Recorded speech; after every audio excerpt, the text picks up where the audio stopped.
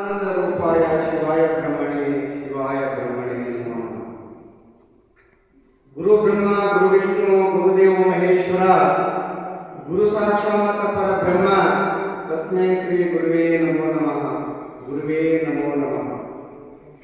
ಮಡಿಕೆಯ ಮಾಡಿದರೆ ಮಣ್ಣೆ ಮೊದಲು, ಹುಡುಕಿಯ ಮಾಡಿದರೆ ಬಣ್ಣೆ ಮೊದಲು, ಶಿವಪಥ ಅರಿದೊಡೆ ಗುರುಪಥವೇ ಮೊದಲು, ಗುರುಪಥವೇ ಮೊದಲು ಎಂದ ಹಾಗೆ ಇವತ್ತಿನ ದಿವಸ ಈ ಒಂದು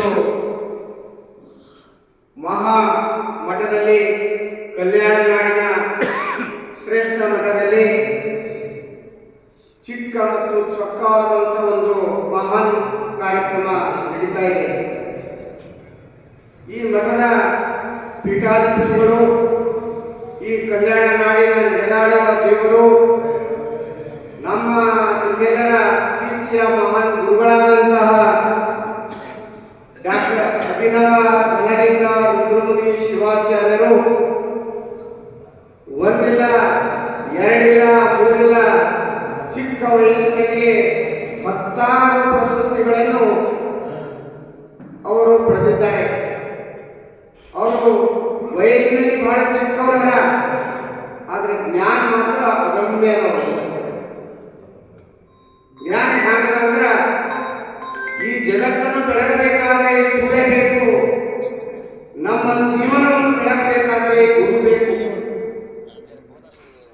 ಸೂರ್ಯನ ಬೆಳೆ ಅವರು ಜ್ಞಾನ ಪಡೆದಾರ. ಸೂರ್ಯ ಹ್ಯಾಂಗ ಎಲ್ಲಾ ಜಗತ್ತಿಗೆ ಹ್ಯಾಂಗ ಬೆಳಕು ಕೊಡ್ತಾರಲ್ಲ, ಹಂಗ ಅವರು ಸೂರ್ಯನಂತೆ ನಮ್ಮ ಕಲ್ಯಾಣ ನಾಡಿನಲ್ಲಿ ಕಂಗೊಳಿಸ್ತಾ ಇದ್ದಾರೆ. ಅಂಥವರಿಗೆ ಅನೇಕ ಪ್ರಶಸ್ತಿಗಳು ಸಿಕ್ಕವ. ಈಗ ಮಾನ್ಯನ ದಿವಸ ಯಾವುದು ಪ್ರಶಸ್ತಿ ಸಿಕ್ಕದಂದ್ರ ಕರ್ನಾಟಕ ಸಾಧಕ ರತ್ನ ಪ್ರಶಸ್ತಿ. ನೋಡ್ರಿ, ಈಗೆಲ್ಲ ಅನೇಕ ಮಠ ಮಸ್ಜಿದ್ಗಳು ಹರ, ಗುರುಗಳ ಹರ, ಅವ್ರಿಗಿನ್ನ ಪ್ರಶಸ್ತಿ ಸಿಗೋರು ಹೋಗ್ಯಾವ. ಅವ್ರ ವಯಸ್ಸೇ ಎಷ್ಟೋ ಆಗ್ಯದ, ಆದ್ರೂ ಸಣ್ಣ ವಯಸ್ಸಿನಾಗೆ ಹುಡುಕಿ ಹುಡುಕಿ ಕರ್ನಾಟಕದ ವತಿಯಿಂದ ಕರ್ನಾಟಕ ಸಾಧಕ ರತ್ನ ಪ್ರಶಸ್ತಿ ಅಂದ್ರ ಇದು ಸಣ್ಣದ ಒಂದು ಪ್ರಶಸ್ತಿ ಅಲ್ಲ. ರತ್ನ ಅಂದ್ರೆ ಇವತ್ತಿನ ರತ್ನ ಬಂಗಾರ. ಅಂಥ ರತ್ನ ಪ್ರಶಸ್ತಿ ನಮ್ಮ ಮಹಾಗುರುಗಳಿಗೆ ಲಭಿಸಿದೆ. ಅವರು ವಯಸ್ಸು ಸಣ್ಣದ, ಮಾಡುವ ಕಾರ್ಯ ಬಹಳ ದೊಡ್ಡದ, ಬಹಳ ಜ್ಞಾನವಂತರ.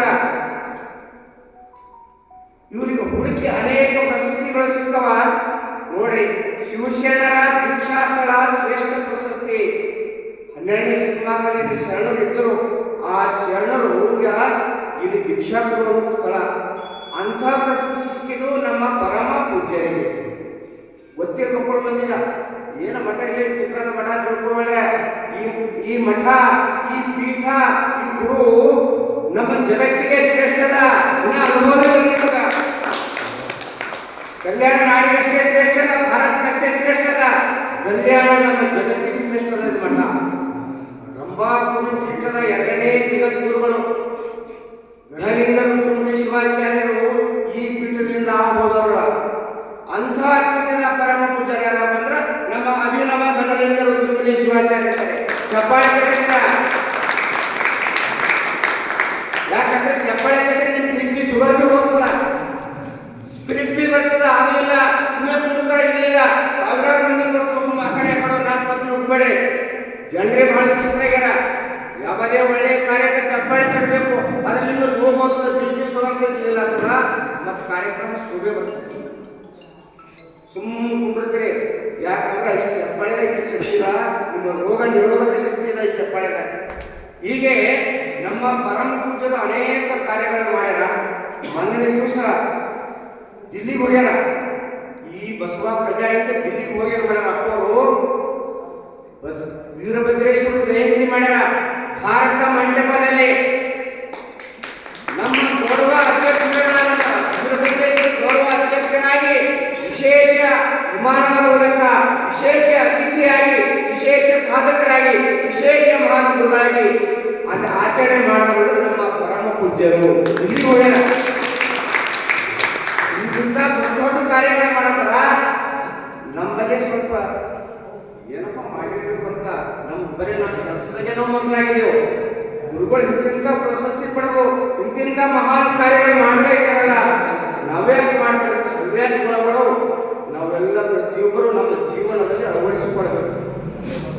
ನಾವು ಯಾರ್ಯಾರು ಹೊಂಟಾರಂದ್ರ ಜನ ಮರಳೋ ಜಾತಿ ಓಡೇ ಹೋದವು, ಅಲ್ಲಿ ಏನೂ ಇಲ್ಲ. ಇಂಥ ಮಹಾನ್ ಗುರುಗಳನ್ನ ಇಲ್ಲಿ ಯಾರು ಬೆರಳಿಕೆಷ್ಟು ಬರ್ತೀರಿ ಓದ್ತೀರಿ. ನನಗೆ ಇದೊಂದು ದುಃಖದ ವಿಷಯ ಅದ. ಕಲ್ಯಾಣ ನಾಡಿನ ಮಹಾನ್ ಜನತೆಗೆ ನಾನು ಕಳಕಳಿಯಿಂದ ಕೇಳಿಕೊಳ್ತೇನೆ, ಪ್ರತಿಯೊಂದು ಮನೆಗೆ ಒಬ್ಬರು ಬಂದ್ರೆ ಇಲ್ಲಿ ಜಾಗ ಸಿಗಲ್ಲ. ಕಲ್ಯಾಣ ನಾಡು ಜಗತ್ತಿಗೆ ಶ್ರೇಷ್ಠದ, ಕಲ್ಯಾಣ ನಮ್ಮ ಗುರುಗಳು ಜಗತ್ತಿಗೆ ಶ್ರೇಷ್ಠದ. ಆದರೂ ಕೂಡ ನಮಗ ಇನ್ನೂ ಕೂಡ ನಮ್ಗೆ ಯಾಕೆ ಬುದ್ಧಿ ಬಂದಿಲ್ಲ ಅಂಬೋದು ನಮ್ಮದೊಂದು ವ್ಯತ್ಯಾಸ. ಯಾಕಂದ್ರ ಹರ ಮುನಿದರೆ ಗುರು ಕಾಯೋ, ಗುರು ಮುನಿದರೆ ಮತ್ತೆ ಯಾರು ಕಾಯುವುದಿಲ್ಲ.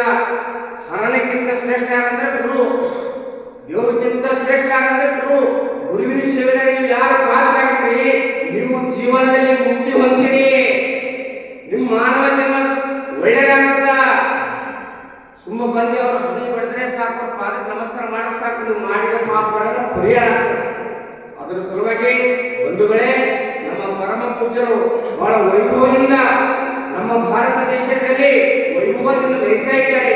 ಅವರಿಗೆ ನಾವೆಲ್ಲರೂ ತನು ಮನ ಧನದಿಂದ ಭಕ್ತಿಯಿಂದ ನಾವು ಕಲ್ಯಾಣ ನಾಡಿನ ಜನರು ಹಳ್ಳಿಯಿಂದ ಬಂದು ನಗರದಿಂದ ಬಂದು ಅವರಿಗೆ ಒಳ್ಳೆ ರೀತಿಯಿಂದ ನಾವೇನು ಸೇವೆ ಸಲ್ಲಿಸ್ತೇವೆ. ನಿಮ್ಮ ಜನ್ಮ ಒಳ್ಳೆಯದಂತ ಹೇಳಿ ಇಲ್ಲಿ ನನ್ನ ಮಾತುಗಳನ್ನು ಮುಗಿಸುತ್ತೇನೆ.